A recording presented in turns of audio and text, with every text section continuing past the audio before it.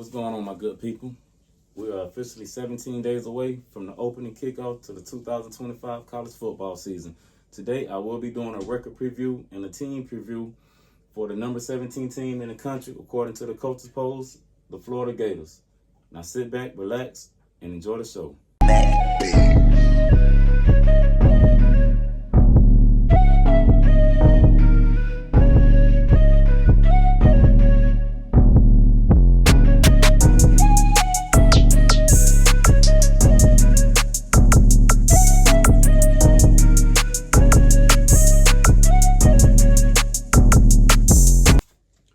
What's going on, my good people? This is your main man, DJ the Great, back again with another video. Hey, we 17 days away from opening kickoff. 17 days away. Hey, it's almost here, baby. Today, I will be covering the number 17 team in the country, according to the coaches poll, the Florida Gators. Now, let me go ahead and recap what I said on my previous video. These rankings that I'm going by is the coaches poll. So, it's going to be slightly off according to the AP because I started my countdown according to the coaches poll. So, just if you see your team on here with the wrong ranking, that is the reason why. Because I know according to the AP, Florida is 15. But I don't want to mix up anything or mess up the order, so I just stayed with the coaches poll. So, that's why, the rankings are the way they are. Now, with that message out of the way, let's go ahead and get into this video. So, today I'm covering the number 17 team in the country, the Florida Gators. Now, last year they was 8-5. They went 4-4 in the conference, and I ain't gonna lie, they had one of the toughest schedules in the country last year.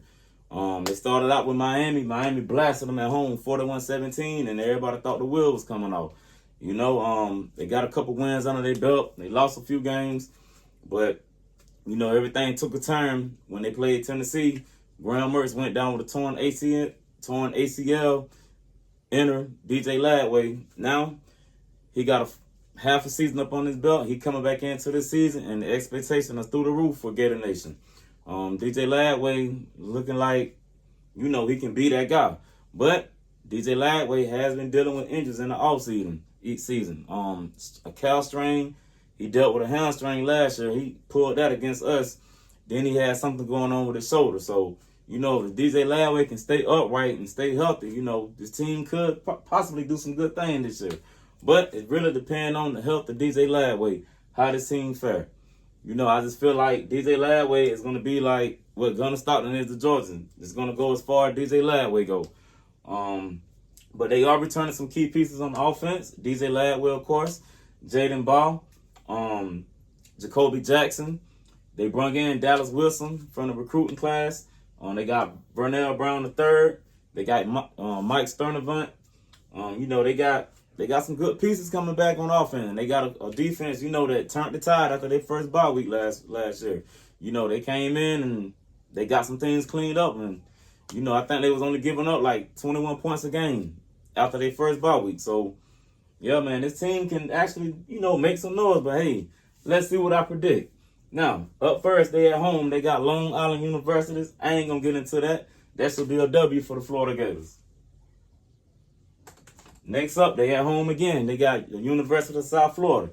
Now, let me tell you about South Florida. Like I said in my previous videos, South Florida, don't get it twisted. They South Florida, but they have athletes on that team. Now, Florida they should have more talent.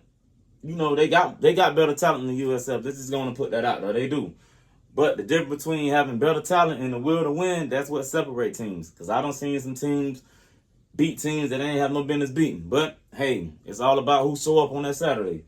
But, however, USF, they decent, but Florida should have way more than enough talent to beat them. So I'm going to go ahead and give Florida a victory right here.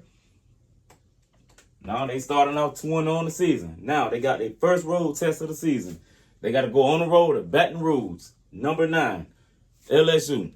Now, we don't know if this is going to be a night game or not. We don't know. But last year, LSU came into the swamp, and lost to Florida. They actually lost 27-16. I want to say this is a stretch that Florida started where they beat LSU and Ole Miss. You know what I'm saying? They knocked out some big-time heavyweight ranked teams in the SEC. And, by them beating, those teams, that kind of shook up the whole SEC dynamic, who were going to play in the championship. and eventually the seeding and all the placement in the college football playoff for SEC teams.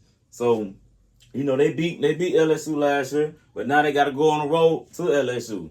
Now LSU bringing back Garrett Nussmeier, and you know I got him dubbed as the top quarterback in the SEC this year, according to my quarterback rankings in the SEC. LSU, they hard to beat at home. They are. And that's a rivalry. And I want to say before LSU lost last year, they had won like 4 or 5 straight against the Gators. So I'm going to go ahead and say this is going to be Florida's first L of the season. So I'm going to go ahead and give them an L right here. Just strictly on them. Got to go to Baton Rouge. You know, that's going to be a crazy environment. Next up, they got to go down to Coral Gables. The Miami Hurricanes, number 10 in the country. Last year, we all know Miami and Florida opened up the season, and I got to say, Miami went to the swamp and they drained it. I'm talking about drained it dry. They turned the swamp into a retention pond. You know, I'm talking about they beat them for 4 quarters like they did not let up. Like, Cam Ward had a field day. His day was so good. I seen one play where his brother literally walked out of bounds. That's just how much space he had on the field. Like, it was crazy. That was a crazy day for Florida. But now, you know, Florida coming into this game. Miami got Carson Beck now, another good quarterback. You know, he played for us the past 2 seasons. He was my starting quarterback. Carson Beck, he's a pretty good quarterback. You know, last year, we all know about last year. You know, we can blame it on a host of things, but ultimately, it came down to my receivers couldn't catch a cold if you sneeze in their face. We had 40 drops last year, 40 plus. So I don't think he'll have that problem in Miami this year. I actually think he's going to have a real good season in Miami this year. So I'm going to go ahead and give Florida L right here as well. I think Miami going to be too much for them, and they at home. And that's kind of like an in-state rival. And Miami actually winning that series. So I'm going to go ahead and give that L to Florida. Now they got a bye week. After the bye week, they at home. They host the number 1 ranked team in the country, the Texas Longhorns. Texas got Arch Manning. They entering the Arch Manning era.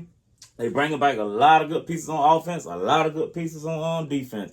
And they bring in a top 5 recruiting class. So they got some talent. And they got to go over there to, Texas got to come to the swamp. Last year, Florida blasted them 49-17. And I don't think they're going to change this year. So I got Texas winning this one as well. So that'll be Florida's 3rd straight loss. Next up, they got to go on the road to Kyle Field. They got to face the Texas A&M Aggies. According to the coaches poll, Texas A&M is the number 21 ranked team in the country. Last year, A&M came to the swamp. They beat them 33-20. Marcel Reed had a good game against them. They ran the ball efficiently and were averaging about 67 yards a carry on them. And I already did a video on A&M. And yeah, I got A&M winning that one as well. So, it's starting off bad for Florida. Bad. That's 4 straight L's. And I know I'm probably going to get a lot of slack from their fans, but it's just my prediction. And before y'all come at me to my, you're a Georgia fan, you're going to pick against us like that anyway. Nah, I'm just going off of how I feel. Hey, even though it's 4 losses, y'all still can finish the season 8-4. Who knows? Next up, you at home, you got Mississippi State. Last year, y'all played them. Y'all beat them 45-28. I don't think nothing going to change this year, so y'all, that's to be a W. Then you got a bye week. Then y'all got to come to Jacksonville to play my Bulldogs. Currently, we are ranked number 4 in the country according to the coaches poll. Last year we played y'all, it was 34-20. DJ Ladway would have probably made that game a little tougher, but he did get hurt in the first quarter. We went on to win by 14, 34-20. That score doesn't tell the whole game. I'm going to be honest with you because the score was tied 20-20 with like 7 minutes left in the fourth quarter, so with their 3rd-string quarterback. So they actually played us tough, but we don't want 4 against them, and I think this year we're going to make it 5. So I got Georgia winning this one as well. Well, I got Florida. Yeah, I got Georgia winning this, so that'll be an L for Florida. Next up, they got Kentucky. Last year they played Kentucky. They actually came into that game an underdog against Kentucky, and they won last year by a score of 48-20. Ain't nothing going to change this year. I got Florida winning that one as well.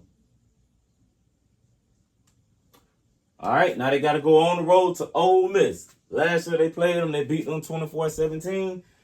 And Ole Miss is ranked 15th in the country according to the coaches poll. Who to say where they'll be at when, that time come. But as of right now, Ole Miss is ranked 15. Florida will win this. I got Florida going to the Grove and winning that one. All right, then they come back home. They got to play the Tennessee Volunteers. Last year, they lost to them by a score of 23-17. I want to say that game went in overtime. That's the game Graham Mertz got hurt, and the DJ Earl started in this game.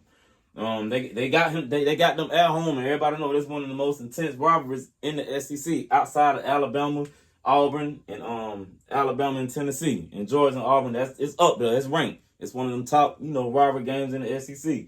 But Tennessee got some quarterback issues. They got I ain't gonna say they got quarterback issues. Just the quarterback that they got, Joey Aguilar. I don't know too much about him. I know he came from Appalachian State. First year starting at Appalachian State, he did so good. The second year, not so good. But who knows? Depending on the athletes and how Coach Josh Heupel scheme the offense around his skill set, we'll see how it go. But I got Florida winning this one. And the last game of the season, they at home. They played in-state arch rival, the Florida State Seminoles. Last year, they blasted them, beat them by 20. By a score of 31-11. Florida State went 2-10 last year. I don't think that's going to change again this year. I got Florida winning this one. So, that'll give Florida a record of 7-5 this year. And I already know I'm going to get some slack for this because it being Florida and I'm a Georgia fan, but this is how I feel. And I just feel like this stretch right here, this is going to make or break our season, this stretch right here. And I just feel like there's 4 ranked teams right there. Like, as soon as you get done playing your high school teams outside of USF, you got 4 straight L's. 4 straight teams right there that's playing. So, I don't know how that's going to fan out, but this is going to make or break our season right here. And this is where I feel like it's going to break our season. Now, if y'all can come away and win like 2 of those, you'll be good. I just don't see it. That's just me personal. But, hey, it's just my prediction, how I feel. That don't mean that's how the season going to go. But I got y'all finishing 7-5.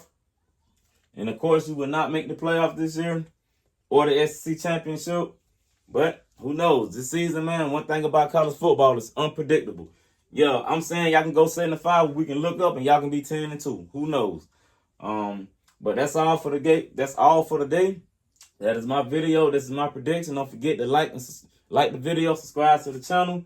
And you already know when it comes to DJ the Great, it's all about them dogs. Go Dogs.